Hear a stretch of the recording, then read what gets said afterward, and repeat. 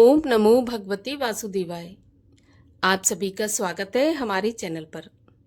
सभी माताओं बहनों को जितिया व्रत की हार्दिक शुभकामनाएं। आज के इस वीडियो में हम आपको सुनाएंगे जितिया व्रत की कथा। तो इससे पहले कि मैं कथा आरंभ करूं, आपसे एक अनुरोध है कि अगर अभी तक आपने चैनल को सब्सक्राइब नहीं किया है, पहली बार चैनल पर आए हैं, तो चैनल को सब्सक्राइब करके बेल आइकन पर क्लिक कर लीजिए और कथा अच्छी लगे तो लाइक करके शेयर भी करिए। तो चलिए शुरू करते हैं जितिया व्रत की कथा। एक बार नैमिषारण्य के निवासी ऋषियों ने संसार के कल्याण के लिए सूत जी से पूछा कि हे सूत जी, कराल कली काल में लोगों के बालक किस तरह से दीर्घायु होंगे, सो कहिए। सूत जी बोले, जब द्वापर का अंत और कलयुग का आरंभ था, उसी समय बहुत सी शोकाकुल स्त्रियों ने आपस में सलाह की कि क्या इस कलयुग में माता के जीवित रहते पुत्र मर जाएंगे। जब वे आपस में कुछ निर्णय नहीं कर सकी, तब गौतम जी के पास पूछने के लिए चली गई। जब उनके पास पहुंची तो उस समय गौतम जी आनंद के साथ बैठे हुए थे। उनके सामने जाकर उन्होंने मस्तक झुकाकर प्रणाम किया। इसके बाद स्त्रियों ने पूछा कि प्रभु, इस कलयुग में लोगों के पुत्र किस तरह से जीवित रहेंगे? इसके लिए कोई व्रत या तप हो तो कृपा करके बताइए। इस तरह उनकी बात सुनकर गौतम जी बोले, आपसे मैं वही बात कहूँगा जो मैंने पहले से सुन रखी है। गौतम जी ने कहा, जब महाभारत युद्ध का अंत हो गया और द्रोणापुत्र अश्वत्थामा के द्वारा अपने बेटों को मरा देखकर सभी पांडव बड़े दुखी हुए, तो पुत्र के शोक से व्याकुल होकर द्रौपदी अपनी सखियों के साथ ब्राह्मण श्रेष्ठ धौम्य के पास गई और उसने धौम्य से कहा कि हे विपेंद्र, कौन सा उपाय करने से बच्चे दीर्घायु हो सकते हैं, कृपा करके ठीक ठीक बताइए। तब धौम्य ऋषि बोले, सतयुग में सत्य वचन बोलने वाला, सत्य आचरण करने वाला समदर्शी जीमूतवाहन नाम का एक राजा था। एक बार वो अपनी स्त्री के साथ अपनी ससुराल गया और वहीं पर रहने लगा। एक दिन आधी रात के समय पुत्र के शोक से व्याकुल कोई स्त्री रोने लगी, क्योंकि वह अपने बेटे के दर्शन से निराश हो चुकी थी। उसका पुत्र मर चुका था। वह रोती हुई कहती थी, हाय, मुझ बूढ़ी माता के सामने मेरा बेटा मरा जा रहा है। उसका रुदन सुनकर राजा जीमूतवाहन का मानो हृदय विदीर्ण हो गया। वह तत्काल उस स्त्री के पास गया और उससे पूछा, तुम्हारा बेटा कैसे मरा? तो बूढ़ी माता ने कहा, गरुण रोजाना आकर गांव के लड़कों को खा जाता है। इस पर दयालु राजा ने कहा, माता, अब तुम रो मत, आनंद से बैठो, मैं तुम्हारे बच्चे को बचाने का प्रयत्न करता हूँ। ऐसा कहकर राजा उस स्थान पर गया जहाँ पर गरुण आकर प्रतिदिन मांस खाया करता था। उसी समय गरुण भी उस पर टूट पड़ा और मांस खाने लगा। जब अतिशय तेजस्वी गरुण ने राजा का बायां अंग खा लिया, तो झटपट राजा ने अपना दाहिना अंग फेरकर गरुण के सामने कर दिया। यह देखकर गरुण जी ने कहा कि तुम कोई देवता हो, कौन हो? तुम मनुष्य तो नहीं जान पड़ते। अच्छा, अपना जन्म और कुल बताओ।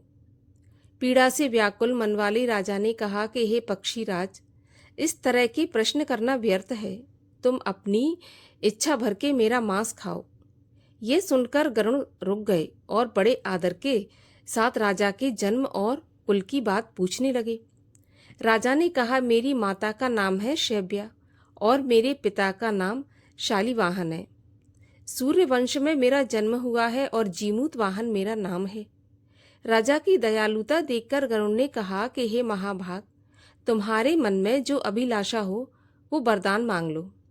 तब राजा ने कहा कि हे पक्षीराज, यदि आप मुझे वरदान दे रहे हैं तो ऐसा वरदान दीजिए कि आपने अब तक जिन प्राणियों को खाया है वे सभी जीवित हो जाएं।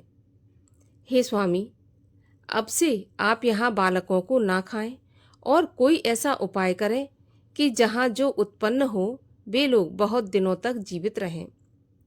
तो धौम्य ऋषि ने कहा कि पक्षीराज गरुण राजा को वरदान देकर स्वयं अमृत के लिए नागलोक चले। वहां से अमृत लाकर उन्होंने उन मरे मनुष्यों की हड्डियों पर बरसाया। ऐसा करने से सब लोग जीवित हो गए जिनको कि पहले गरुण ने खाया था। राजा के त्याग और गरुण की कृपा से वहां का बहुत कष्ट दूर हो गया। उस समय राजा के शरीर की शोभा दूनी हो गई थी। राजा की दयालुता देखकर गरुण ने फिर कहा, मैं संसार के कल्याण के लिए एक और वरदान दूंगा।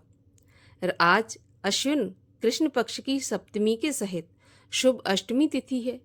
आज ही तुमने यहाँ की प्रजा को जीवन दान दिया है। हे वत्स, अब से यह दिन ब्रह्म भाव हो गया, जो मूर्ति भेद से विविध नामों से विख्यात है। वहीं त्रैलोक्य से पूजित दुर्गा अमृत प्राप्त करने के अर्थ में जीवित पुत्रिका कहलाई हैं। सो इस तिथि को जो स्त्रियां उस जीवित पुत्रिका की और कुश की आकृति बनाकर तुम्हारी पूजा करेंगी, तो दिनों दिन उनका सौभाग्य बढ़ेगा और वंश भी बढ़ता जाएगा। हे महाभाग, इस विषय में विचार करने की भी आवश्यकता नहीं है। हे राजन, सप्तमी से रहित और उदया तिथि की अष्टमी को व्रत करें, यानी सप्तमी विद अष्टमी जिस दिन हो उस दिन व्रत न करके शुद्ध अष्टमी को व्रत करें और नवमी में पारण करें। यदि इस पर ध्यान न दिया गया तो फल नष्ट हो जाएगा और सौभाग्य तो अवश्य ही नष्ट हो जाएगा। जीमूत वाहन को इस तरह का वरदान देकर गरुण वैकुंठ धाम को चले गए और राजा भी अपनी पत्नी के साथ अपने नगर को वापस चले आए। धौम्य द्रौपदी से कहते हैं कि हे देवी, मैंने ये अतिशय दुर्लभ व्रत तुमको बताया है। इस व्रत को करने से बच्चे दीर्घायु होते हैं। हे देवी, तुम भी पूर्वोक्त विधि से यह व्रत और दुर्गा जी का पूजन करो तो तुम्हें अभिलषित फल प्राप्त होगा। मुनिराज धौम्य की बात सुनकर द्रौपदी के हृदय में एक प्रकार का कौतूहल उत्पन्न हुआ और पूर्ववासिनी स्त्रियों को बुलाकर उनके साथ यह उत्तम व्रत किया। गौतम ऋषि ने कहा, यह व्रत और इसके प्रभाव को किसी एक चिन्ह ने सुन लिया और अपनी सखी सियारन को बताया।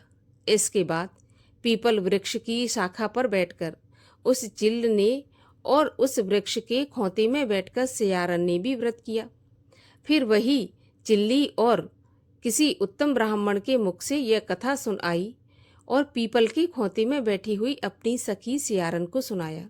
सियारन ने आधी कथा सुनी थी कि उसे भूख लग गई और वह उसी समय शव से भरे शमशान में पहुंची। वहां उसने इच्छा भर के मांस का भोजन किया और चिल्ली बिना कुछ खाए पिए रह गई और सवेरा हो गया। सवेरे वह गौशाला में गई और वहां गऊ का दूध पिया। इस तरह से नवमी को उसने व्रत का पारण किया। कुछ दिनों बाद वे दोनों मर गईं और अयोध्या में किसी धनी व्यापारी के घर में जन्म लिया। संयोग से उन दोनों का जन्म एक ही परिवार में हुआ, जिसमें सियारन बड़ी हुई और चिल्ली छोटी। वे दोनों सभी शुभ लक्षणों से युक्त थीं, इसलिए बड़ी लड़की काशीराज के और छोटी उसके मंत्री के साथ अग्नि के सामने विधि पूर्वक ब्याही गईं।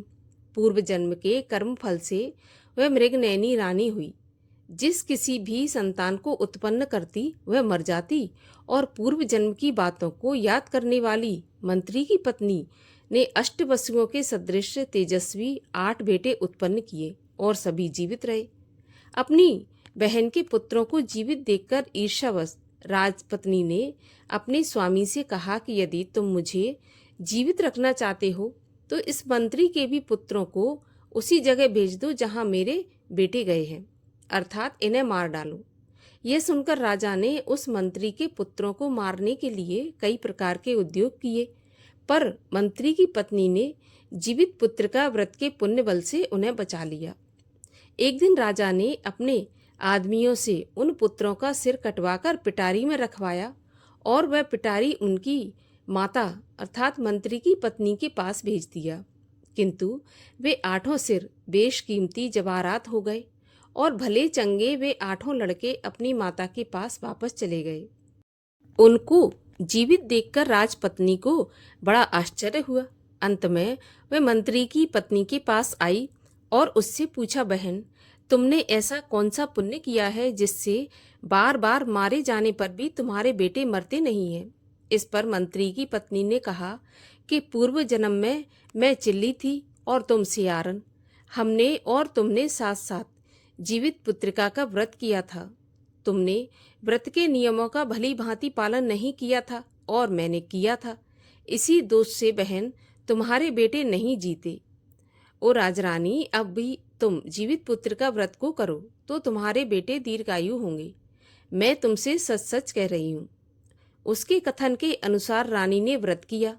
तभी से उसके कई बेटे सुंदर और दीर्घायु होकर बड़े बड़े राजा हुए। सूत जी कहते हैं कि सब प्रकार का आनंद देने वाला मैंने ये दिव्य व्रत बतलाया। स्त्रियां चिरंजीवी संतान चाहती हैं तो विधि पूर्वक इस व्रत का पालन करें। इस प्रकार से जीवित पुत्रिका व्रत की कथा का समापन होता है।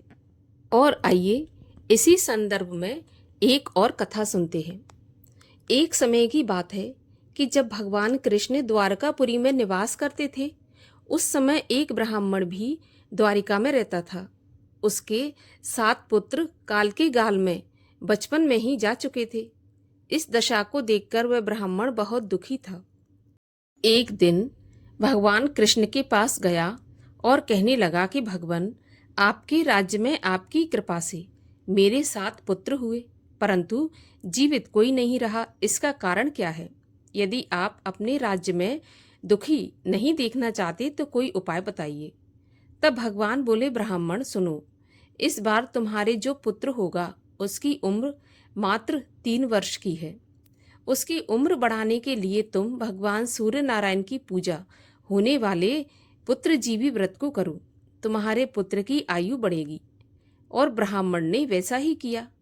जब वह सब परिवार हाथ जोड़ और खड़े होकर इस प्रकार विनती कर ही रहा था, हे सूर्यदेव, विनती सुनो, पाऊं दुख अपार, उम्र बढ़ाओ पुत्र की, कहता बारंबार। इतना सुनते ही सूर्य भगवान का रथ वहीं पर रुक गया। ब्राह्मण की विनती से प्रसन्न होकर सूर्य ने अपने गले से एक माला ब्राह्मण पुत्र के गले में डाल दी और आगे चल गए। थोड़ी ही देर में यमराज उस ब्राह्मण पुत्र के प्राण लेने के लिए आए। यमराज को देखकर ब्राह्मण और ब्राह्मणी कृष्ण जी को झूठा कहने लगे। भगवान कृष्ण अपना अनादर जानकर तुरंत सुदर्शन चक्र लेकर आ गए और बोले, इस माला को यमराज के ऊपर डाल दो। इतना कहते ही ब्राह्मण उस माला को उठाने लगा कि यमराज डरकर भाग गए, परंतु वहां यमराज की छाया खड़ी रही। उस फूल की माला को छाया के ऊपर फेंक दिया, जिसके फलस्वरूप वह छाया शनि के रूप में आकर भगवान कृष्ण की प्रार्थना करने लगी। भगवान कृष्ण को शनि के ऊपर दया आ गई और उसे पीपल के वृक्ष पर रहने के लिए कहा। तब से शनिदेव की छाया पीपल के वृक्ष पर निवास करने लगी। इस प्रकार भगवान श्री कृष्ण ने उस ब्राह्मण के पुत्र की उम्र बढ़ा दी। हे भगवान, जिस तरह उस ब्राह्मण के पुत्र की उम्र बढ़ाई, उसी तरह सबकी उम्र बढ़ाना, सबका कल्याण करना। बोलिए भगवान श्री कृष्ण की जय। आपको कथा कैसी लगी कमेंट बॉक्स में लिखकर मुझे अवश्य बताइए, और अच्छी लगी हो तो चैनल को भी सब्सक्राइब कर लीजिए।